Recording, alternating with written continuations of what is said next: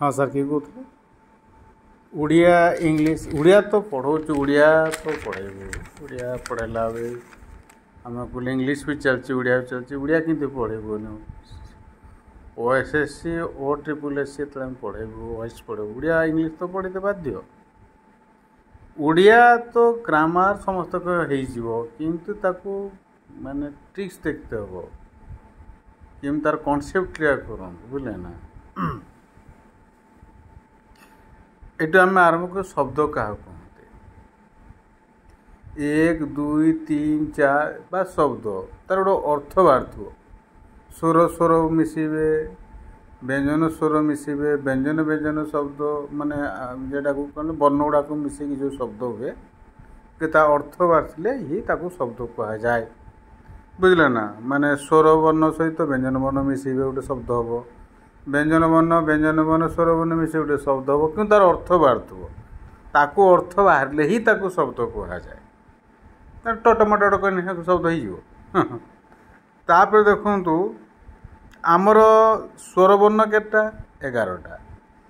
स्वर ध्वनि केटा 8टा व्यंजन वर्ण केटा 38टा व्यंजन ध्वनि केटा 32टा ये है शब्द तापर वाक्य क्या वाक्य शब्दर समष्टि तो हम तार अर्थ बाहर ताकू वाक्य कह जाए ना वाक्य कहीपर एटी गोटे दरकार अच्छी वाक्य को सजीवा ताकू कहते आम आसती माने ताकू सजीवाटा कहते आसती सौंदर्य कर वाक्य को मु भात खाई आसुअछि मु काली सकाळे जाइथिली मु जाइथिली सकाळे एमती तो सजी हेबनी ए सजीवाटा को हम आसक्ति को तापर आकांक्षा आकांक्षा माने उपेक्षा या पर केटा हम तापर केटा हम तापर केटा हम आकांक्षार अर्थटा ही सैया कह जाए आकांक्षा अर्थ बुझिपारे आकांक्षा अर्थटा ही सैया कह जाए तापर देखु आउ गोटे गोटे जिनस पढ़ा आम ये लिखि रखु भल हम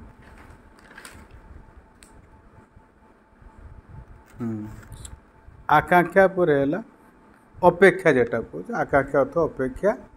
माने गोटे पद पर अन्य पद गुड़ा आशा कर सीना अर्थ बाहर ताको आम अपेक्षा कहू तापर हूँ आकांक्षा को अपेक्षा कह जाए तापर देखिए वाक्य गला तापर वाक्यांश वाक्यांश रे कौन होची समापिका क्रिया न थाए माने आम कहवा अनुसार बड़ बड़ वाक्य भी कहू बेल छोट छोट वाक्य भी कहू तो बड़ बड़ वाक्य तो आम कहू छोट छोट वाक्य को मिसई कहू जदि छोट छोट वाक्य को न मिसवा आम से कहीपर बड़ वाक्य तो उत्तर बाहर तो ये छोट छोट को गड़ी गड़ी से जाऊला गड़ी गड़ीटा गोटे वाक्यांश हो किंतु ये समापिका क्रिया ना बुझिपारे वाक्यांश कह जाए तापर हूँ वाक्यांश पर हूँ आप आउ गोटे लिखे खंडवाक्य आम क्लोज कहू माने जदिओ वाक्य समापिका क्रिया थाए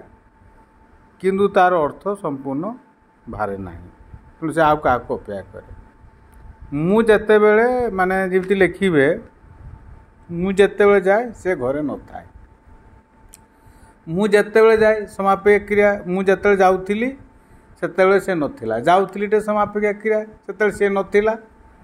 तेणु से खंडवाक्य ताको कह जाए बुझिपारे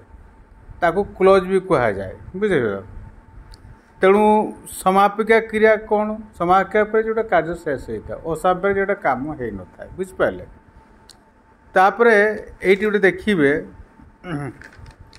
एटा को टिके अपन ध्यान देवे खंडवाक्यटा हूँ खंडवाक्यटा हूँ 3 प्रकार बुझे ना खंडवाक्यटा हूँ आपणकर 3 प्रकार खंडवाक्यटा 3 प्रकार लिखिपारे खंडवाक्य ना सर खंडवाक्यटा माने गोटे है प्रधान खंडवाक्य आउ गोटे अप्रधान खंडवाक्य जो अप्रधान खंडवाक्यटा को आम कहू अप्रधान खंडवाक्यटा को आम कहू उपवाक्य अप्रधान खंडवाक्य उपवाक्य कहू उपवाक्य है 3 प्रकार गोटे है विशेष उपवाक्य गोटे है विशेषण उपवाक्य आ गोटे है क्रिया विशेषण उपवाक्य एतकी जानी था तापर धीरे धीरे मु क्लास गुड़ाक धीरे धीरे नहीं बुझेबी माने बुझीबा दरकार मैं बोले ना खंडवाक्य गोटे प्रधान खंडवाक्य गोटे अप्रधान खंडवाक्य को आम उपवाक्य कहू बुझिपारे रखला पुणी काली आम पढ़ेबू इंग्लीश चलो एमती चलो सर।